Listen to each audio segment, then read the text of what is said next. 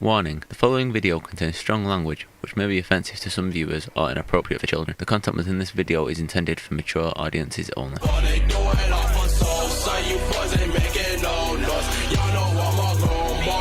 Red flag number 2.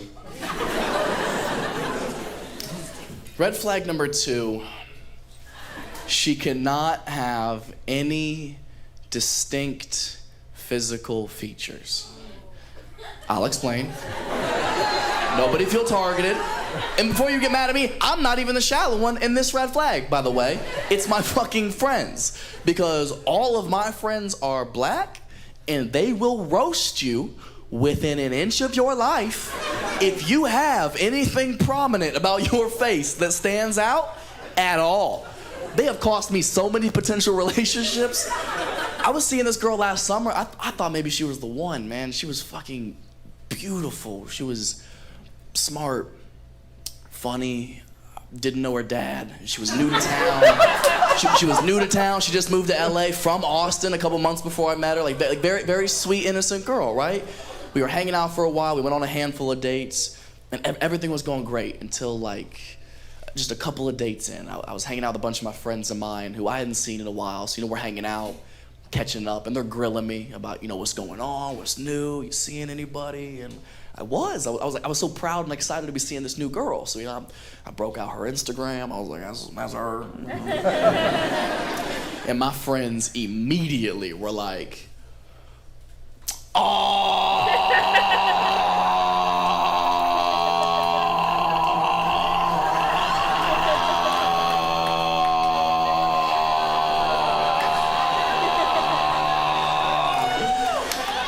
Which is black for, I'm about to hurt your feelings. Bro, they roasted this poor girl for like 90 minutes. Did I laugh? Yeah. But fuck those dudes. I'm not gonna stop hanging out with her over it, I didn't. We kept hanging out. We went on a few more dates. Until our last date, man. We were at dinner, and she just laid it out there. She was like, you know what, Matt? I'm having a really nice time with you. And I think it's time we take this relationship to the next level.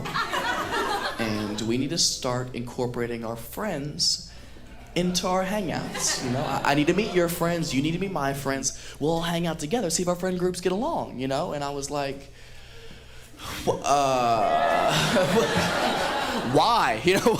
Why are you trying to rush things? I'm having such a good time getting to know you, She's like, no, it's important that our friends get along. I was like, no, I hear you. I don't think it's such a good idea. And she started to get really upset. She was like, and why not? And I was like, because we have the same chin.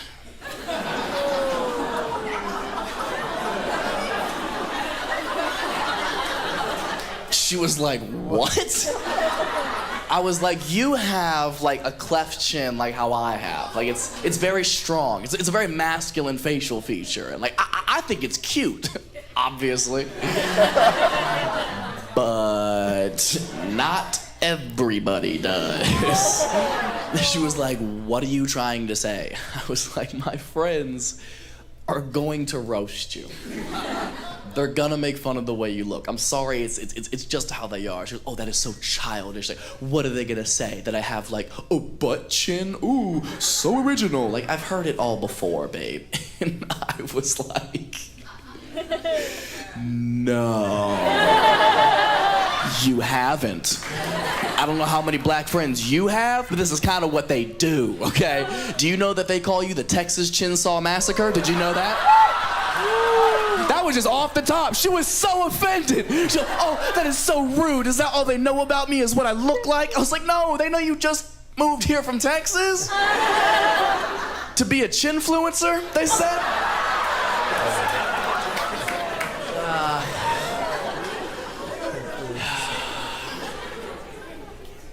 And now I miss her, man. I know. She was my little Cinderella. So stupid. I appreciate you wearing your best shorts. I know it's hot outside, but like, this is still an event, you know what I mean? He's like, I know I'm going to a comedy show, but just in case there's a trampoline. Didn't even try you mowing the grass after this? God damn, man. Whatever, it's not your night, you're right. Pressure's on me.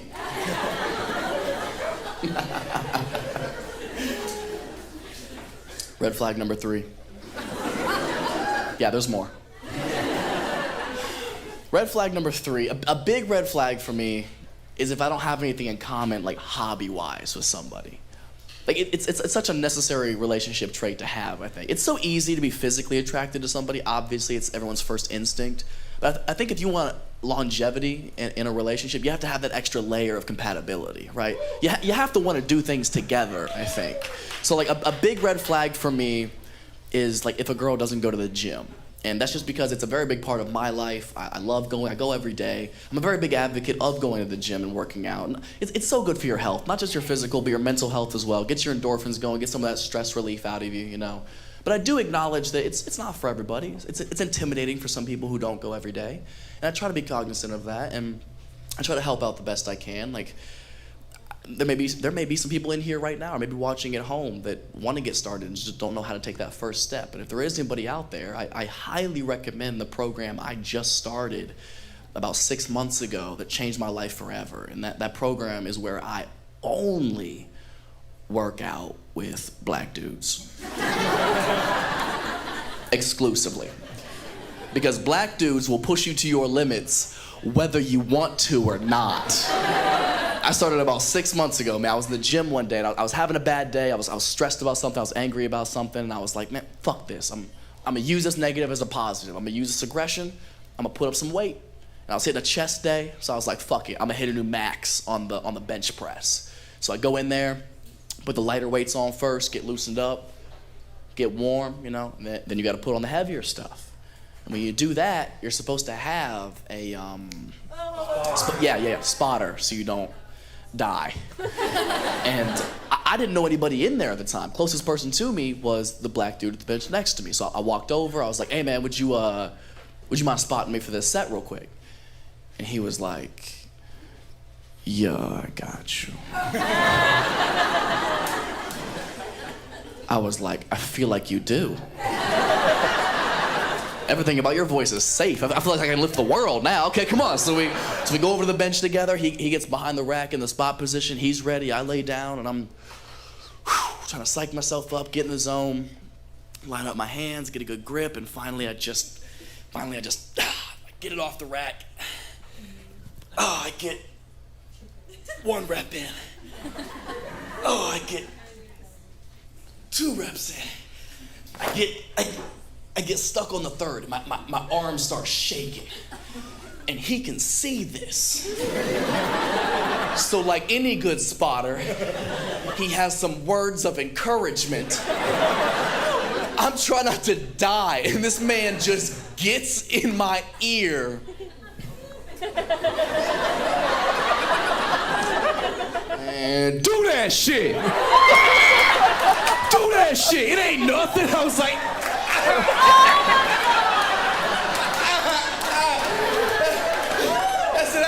I don't know, man.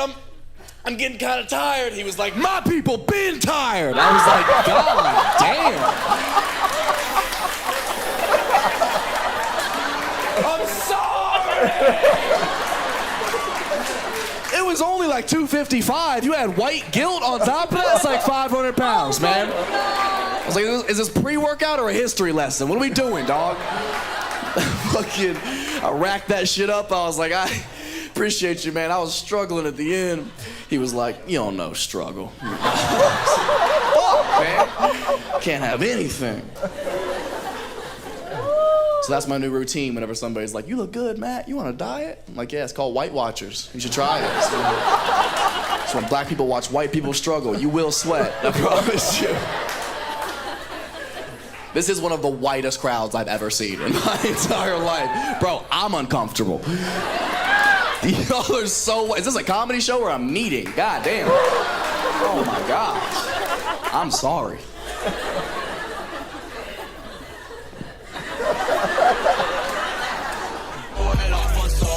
You boys ain't making no noise.